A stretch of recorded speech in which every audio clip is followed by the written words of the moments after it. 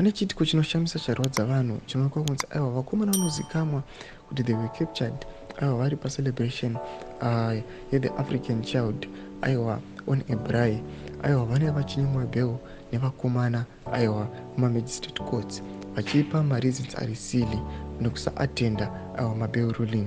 Sarapira mashoko anoda nyogwa panapa dotobva subscribe or like or turn the bell icon. Tipinda paChange Radio vane vachiposta vakomana naJameson Timbo nyora vachiti the magistrate who was meant to deliver a ruling on Senator Jameson Timber in the Avenue 63 failed to attend the court today, leaving the group to endure 4 more days in custody until Friday. It's deeply disheartening that Honorable Kufa Akutizwi, former MP of Maputo, continues his fight for freedom on charges stemming from his recall by Chabangu last year.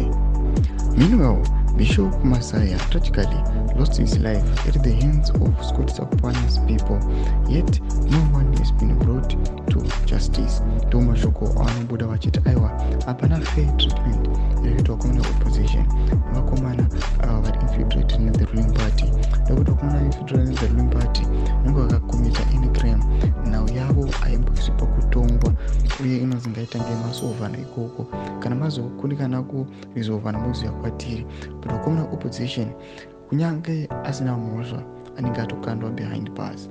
Tudze mafungiro enyu muri kudii pamusoro pechiitiko ichi. Pinda comment section medu, subscribe or like, turn on the bell icon.